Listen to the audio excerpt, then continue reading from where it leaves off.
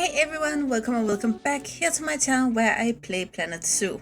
My name is Nisse and today we are back here in PineHut Zoo. I know it's Tuesday and the new DLC comes out today. And I might have a video or something live later today, but I'm not sure at the point of recording and uploading this. So you're gonna get this anyway, and maybe you then just gonna have two things to watch today if you want to, no pressure here. And also because last we got a new DLC, I think people got a little fed up with all of these same habitats for the same animals. So if you want a break for that, yeah, I am. Of course, I will also make videos on the new DLCs, but as I mentioned in my earlier videos, we won't be building, we won't be making mod videos this week and maybe next week. So therefore, I thought, let's do this instead. And all the rest of the habitats in this zoo are gonna be pre-recorded, but I have also pre-recorded a final zoo tour, so I promise you this zoo will be finished. You will see everything. However, it will take a little bit of time, so I hope that's okay with you guys. Anyway, today we are, or in this video, anyway, I'm trying not to say today because I'm not sure if there gonna be something else later today when this goes up. But in this video, we are gonna build this centerpiece watchtower and a habitat for the moose. Again, we are in the tiger area of the world here, and I try to build for either animals that we can keep inside and warm, or animals that actually can take the cold. The moose are gonna go next to the reindeer, and then on the other side, it's gonna be a little bit of cross for the donkey also, but then the main part around this watchtower will be something we're gonna build in the next video, which again I don't know when will come up, but it will come up. So I just have a lot of speed builds in the backhand now I can put out in between other speed builds. So yeah, I'm gonna see how that's gonna work in the future, but again, I try not to make you wait a year for that, basically. Anyway, this watchtower is mostly inspired by the thought of a medieval watchtower. I've been watching House of the Dragon, like I think a lot of you guys maybe also have done the last couple of weeks, and I like some of the buildings in there a lot, so I thought to use that kind of as a theme. It's not like it's gonna be a medieval building, but it's kind of inspired with this combination of woodwork and stonework. And these beautiful stones, I don't think I ever used them before in a build, but they're gorgeous and the texture is really good, and overall they just looks exactly how I want them to look. So I'm not sure why I never used them before, but again, they are beautiful. But I don't really want to make it too fancy, this watchtower, besides the theme of it, basically. I want it to be kind of cool, not too interesting, because this won't be a centerpiece. We already have a centerpiece with the Christmas Santa village and all of that, so I don't want this to be too flashy at all. But I still want it to be nice. I want you to be able to go up there, have a nice back lunch, whatever you want, but that's it. Nothing too fancy up there. Maybe I educate once in a while, but that's it. And for the rest of it, we will focus on the moose. And when we talk about the moose, we have a few actually to choose between. The moose as just a moose would in Latin be called Alcus alcus, which again Latin name for moose. Therefore, the more specific mooses have all Alcus alcus in their name. We have, for instance, the Alcus alcus gigas, which is the Alaskan moose. Then we have the Alcus alcus americana, which is the eastern moose. And the Alcus alcus andersoni, I think it's pronounced, which is the western moose. We also have a Alkes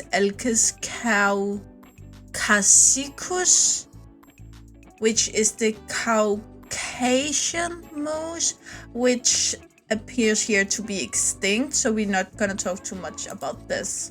But if we start with Alkes gigas, again, the Alaskan moose, which live in Canada, United States, more specifically Alaska and Yukon, which based on the territory can't be confused with the eastern moose called Alkes americana, since Alkes americana, eastern moose, is a subspecies of moose also, so it looks like a moose also, but it ranges in eastern Canada to New England and northern New York State, so they're kind of in the same places but not precisely.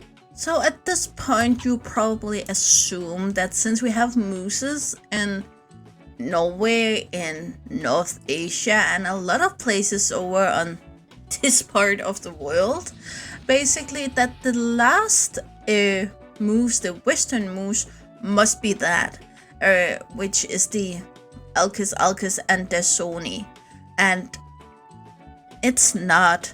It's also live in Canada. Here it's more the Arctic Canada, and on the western side. It also provides in a few western sections of the northern US states, and it was introduced at a point to New Zealand also. Now, this is when I actually bring you on my research journey a little bit, because this confused me a lot. So I went in and found on the moose, also called the elk, the subfamily, since the genus and species didn't match anything else. So I went in on the moose, also called the elk, and found its subfamily, searched there, and there I only found more deers, reindeers, sigayard, and so on. So I looked on the family and still didn't find anything. So I did in and read up a little bit about the moose, the one only called Alkes, therefore the moose itself and not all of the species. And the moose itself does belong in the rest of the world. It lives, or not the rest, but it lives in Europe, North America, and Asia. And this could be places such as Belarus, Canada, China, Croatia, Czech Republic, Ethiopia, Finland, Germany, Hungary, Kazakhstan, Latvia, Lithuania, Moldova, Mongolia, Norway, Portland, Romania, Russia, Slovakia, Sweden, Ukraine, and the United States. And here you may ask if you know I'm Danish, and Denmark are not on this list, but you know I love to mention that I'm Danish and animals that belong in Denmark. They do not live in Denmark, but it happens that they either swim or walk over the ice. If we have a really cold winter, it needs to be really cold, then they can actually either swim or walk over the ice, either from Malmö, which is a Swedish island, to Copenhagen, basically, or the Copenhagen roughly area, or they can come up from Norway and down to Skagen, which is the most northern part of Denmark. So they actually do appear here once in a blue moon, but they don't actually live here, which personally I just feel like it's like this animal actually wants to be here, but they're just not invited. And maybe at some point moose will come back to Denmark. It was here previously in the Viking Age, but as many animals do, they do migrate, and over time their habitat do move. This also happened with the wolves that haven't been seen in Denmark for hundreds of years, but then like 10 years or so ago they decided to come back through Germany. It's actually Germany is the only piece of land that have physically contact with Denmark. So the wolves just came up through Germany and back to Denmark, and now we actually have breeding pairs around Denmark, which I personally think that's nature telling us something. For instance, that people are crazy and trigger happy. So I'm happy that we don't have the same gun laws than a lot of other places have around the world. Anyway, back to the moose. There is quite a few things about the moose that I just find fascinating, and I know when I say fascinating, that doesn't mean that you necessarily find it fascinating, but I do. And that's the fact that I think a lot of people picture them as a herd animal. They are closely related to reindeers, deers, and other kind of these beautiful, majestic creatures, and they all live in bigger herds. You can't be lucky enough to actually see a quote-unquote moose herd during the mating season, but this will only be a single male, a single female, and then if she have older youngs, they will may still be with her. But besides that, they don't really like to be around each other. But when you see them in zoos, it is actually quite normal that they live in bigger groups. So again, they can do that, but it's also a question about if they have enough food. They aren't predators and they aren't a fighting animal. They can fight, certainly, don't piss them off, but they don't want to fight if they don't have to. They are a peaceful creatures, and therefore you can have them in herds. If there's enough food, you can also in the wild see multiple of them drinking of the same lake at the same time without starting fights. But because of the amount of food they actually need to digest, because they are so big compared to other animals in the area, they need to eat so much more, and this gives them the issue where there simply may not be enough, especially through the really cold winters, if they want to live in these bigger packs. So a herd, if you see a herd, it will be one male, one female. Then she may have a young from 1 or 2 mating seasons before.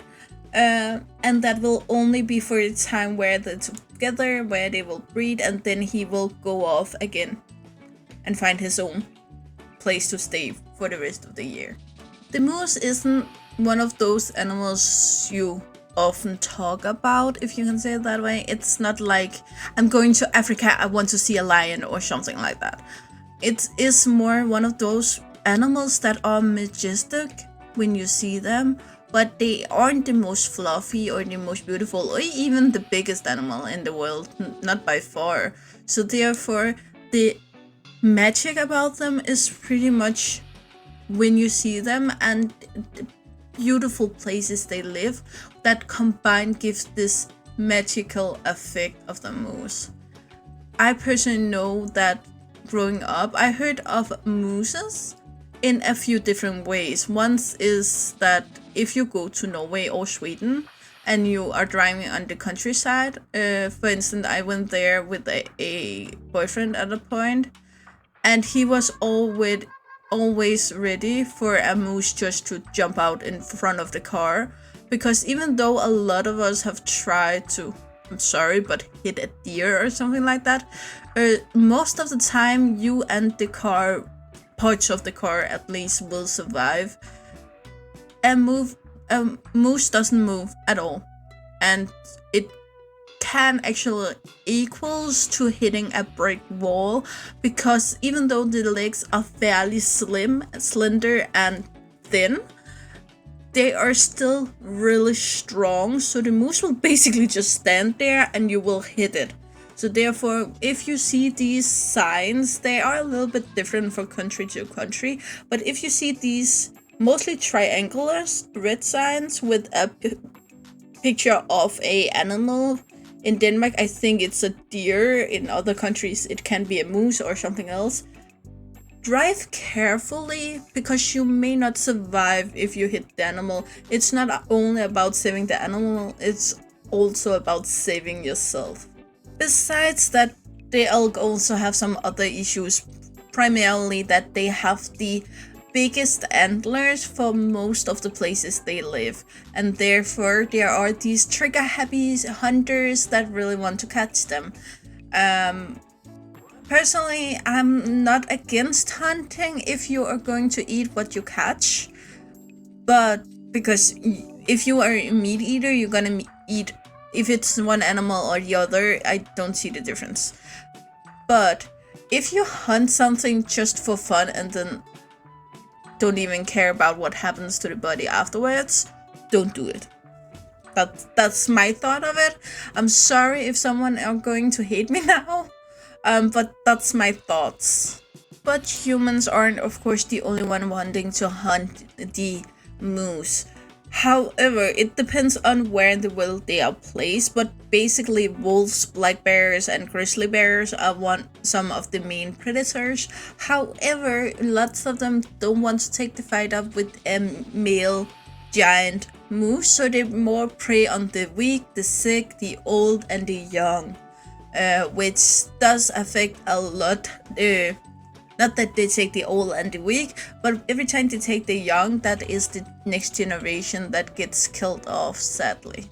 However, the moose still go strong most places they live, and therefore they are listed as least concern according to the IUCN Red List. This includes, for instance, between 500,000 and a million individuals in Canada, 300,000 in the US, and when we look here on the other side of the pond, we have about 115,000 individuals in Finland, 120,000 in Norway, Latvia have 21,000, Estonia have 13,260.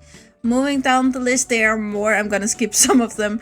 Russia have 730 living individuals, and so on. So there's a lot of them out there, and they breed and they survive and they stay strong.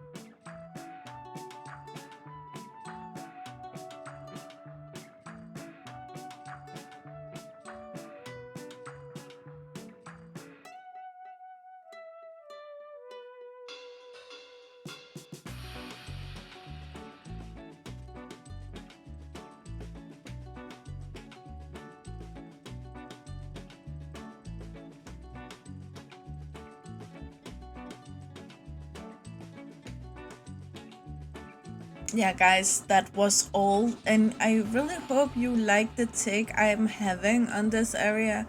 I promise you, when we do other parts of the zoo, change will change a little bit.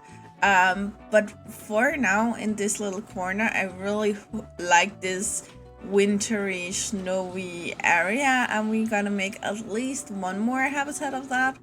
But yeah, we're gonna see about it. Again, I'm not sure at this point how many habitats I'm gonna build in here before the new DLC. So yeah, and again, I'm not sure when they're coming out and how that will go. But I really hope you want to see what I built in the new zoo. I'm gonna make specially for or after the new DLC, like I did with Future Life Asia, as a conservational project after the conservational pack. So we're gonna do something related to that. Maybe I already have some videos out on that, I'm not sure. So yeah, you know the drill, guys. Like, subscribe, and turn on the bell notifications so you know the next time I upload a video. I really hope to see you again at the comments below or in the next video. Bye, guys.